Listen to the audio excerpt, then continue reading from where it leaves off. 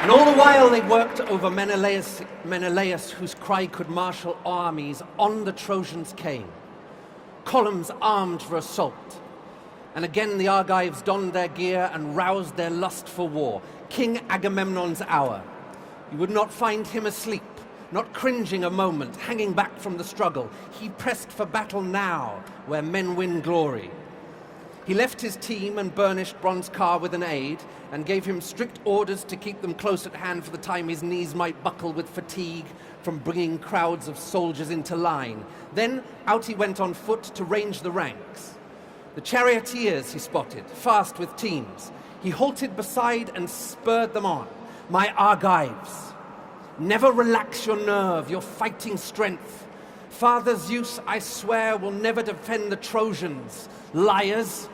They were the first to trample on their oaths. So vultures will eat them raw, their firm young flesh, and we'll drag their dear wives and helpless children back to the beaked ships once we've seized their city. But any men he saw retreating from hateful battle, he would lash with a sharp burst of rage. You Argives, glorious braggarts, disgraces, have you no shame? Standing there dazed, your fighting spirit dead? What are you waiting for? You want these Trojans to pin you against your high sterns beached in the surf, to see if Zeus will stretch his hands above your heads and save your craven lives? Moving on through the crowds, he found the Cretans arming for combat now. Rigging brave Idomeneus. Strong as a boar, he urged his frontline troops, and Meriones brought the rear battalions up. King Agamemnon, thrilled to watch them work, was quick to salute the chief and sing his praises. You are the one I prize, Idomeneus, more than all our Argive fighters fast with chariot teams. Whether in war or action of any sort, or feasts where the ranking Argive warlords mix their bowls with the shining wine of kings. The Cretan captain Idomeneus answered warmly, trust me, Atreides. Count on me, your comrade, staunch as I swore at first, the day I bowed my head. Now, fire up the rest of your long-haired Achaeans. On with the fighting, quickly. Hearing that, the son of Atreus strode on. Elated and making way through crowds of troops, he found the two called Ajax, Great and Little, both captains armed for attack, with a cloud of infantry forming up behind them. Think how a goat herd off on a mountain lookout spots a storm cloud moving down the sea. So dense the battalions grouped behind the two Iantes, packed, massed with hardy fighters dear to the gods.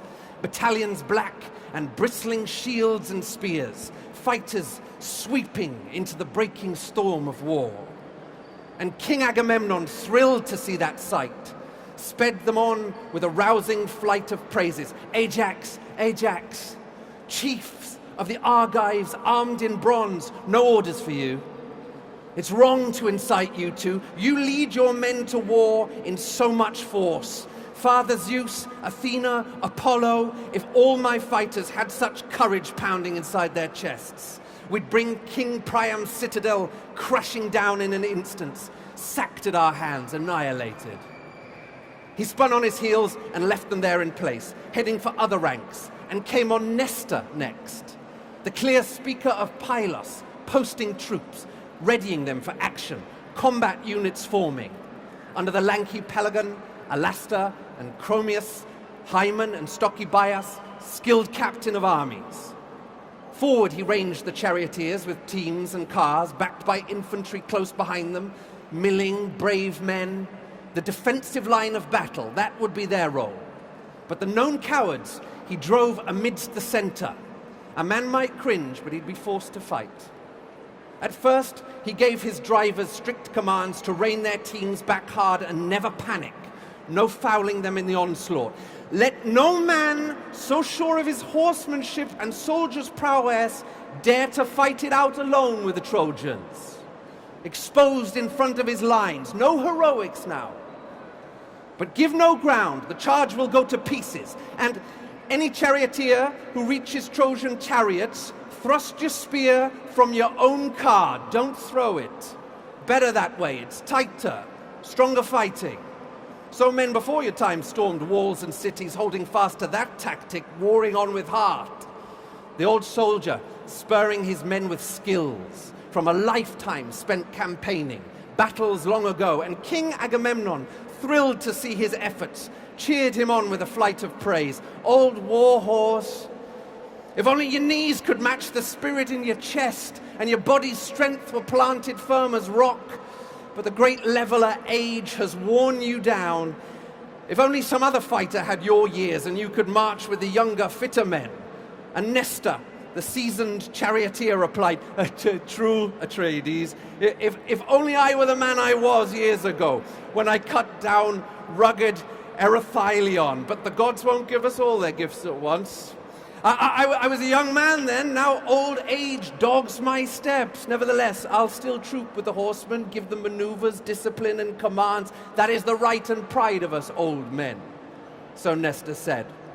And there, beside them, the great tactician Odysseus, drawn up with his Cephallenians grouped around him, bands of them, no mean fighters, watching, waiting. The call to action had still not reached their ears, and the columns were only just now forming, moving out, stallion-breaking Trojans and long lines of Achaeans. So the Cephallenians held their ground there, poised. When would some other Argive unit make its charge, engage the Trojan front, and open up in battle? Spotting them now, the Lord of Men, Agamemnon, dressed them down with a winging burst of scorn. You there! The captain of craft and cunning, shrewd with greed. Why are you cowering here, skulking out of range? Waiting for others to do your fighting for you? It's your duty to stand in the front ranks and take your share of the scorching blaze of battle. First you are when you hear of feasts from me. When Achaeans set out banquets for the chiefs, then you're happy enough to down the roast meats and cups of honeyed mellow wine, all you can drink. But now, you'd gladly watch 10 troops of Achaeans beat you to this feast, first to fight with the ruthless bronze before you. The great tactician Odysseus gave him a dark glance and shot back at once. Just you watch. If you'll take the time and care to taste some action, watch Telemachus' loving father lock and fight with enemy champions, stallion-breaking Trojans. You and your bluster, you're talking nonsense. Seeing his anger flare, Field Marshal Agamemnon smiled broadly and took back his taunts at once.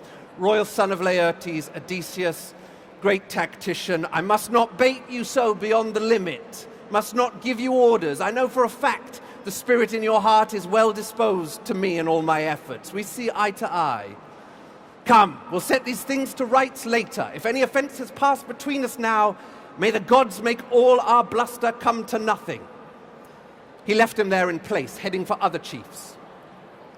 And he came on Tydeus' son, impetuous Diomedes, standing by in his bolted car behind his team, with Sthenelus flanked beside him, and Capaneus' son.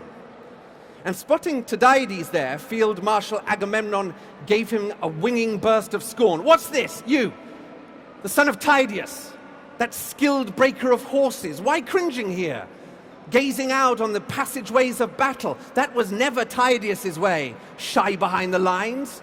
He'd grapple enemies, bolting ahead of comrades, or so they claim, who watched him at his work. Now there was a man, that Tydeus, that Aetolian, but he bore a son who's not the half of him in battle, but only in wrangling wars of words. Taunting so, and steadfast Diomedes offered no reply, overawed by the king's majestic scorn. But Capaneus, headstrong son, lashed back in style. Don't lie, Atreides, you know the truth, say it. We claim we are far, far better than our fathers. We are the ones who stormed the 7 gates of Thebes, heading a weaker force and facing stronger walls, but obeying the god's sign and backed by Zeus. Our fathers, fools. Their own bravado killed them. Don't tell me you rank our fathers with ourselves. But resolute Diomedes gave him a dark glance. Sit down, my friend, be quiet, listen to me. I don't blame Agamemnon, our commander-in-chief, for goading his combat-ready Argives into battle. The glory goes to him if the Argive fighters lay the Trojans low and take their sacred city, but immense grief is his if comrades die in droves. Up now! Rouse our fighting fury. With that challenge, he sprang from his chariot, fully armed, and hit the ground. A terrific din of bronze rang from the captain's chest, striding toward attack. Fear would have gripped the staunchest man and made his knees give way. As a heavy surf assaults some roaring coast, piling breaker on breaker, whipped by the west wind, and out on the ocean, open sea, a crest first rears its head, then pounds down on the shore with hoarse rumbling thunder, and in come more shouldering crests, arching up and breaking against some rocky spit, exploding salt foam to the skies. So wave on wave they came. Achaean battalions, ceaseless, surging on to war. Each captain ordered his men, and the ranks moved on in silence. You'd never think so many troops could march, holding their voices in their chests, all silence, fearing their chiefs who called out clear commands, and the burnished, blazoned armor round their bodies flared, the formations trampling on. But not the Trojans, no. They, like flocks of sheep in a wealthy rancher's steedings, thousands crowding to have their white milk drained, bleating non-stop when they hear their crying lambs. So the shouts rose up from the long Trojan lines, and not one cry, no common voice to bind them all together. Their tongues mixed and clashed. Their men hailed from so many far-flung countries. Ares drove them. Fiery-eyed Athena drove the Argives, and terror and rout and relentless strife stormed too. Strife. Only a slight thing when she first rears her head, but her head soon hits the sky as she strides across the earth. Now strife hurled down the level of hate amidst both sides, wading into the onslaught, flooding men with pain.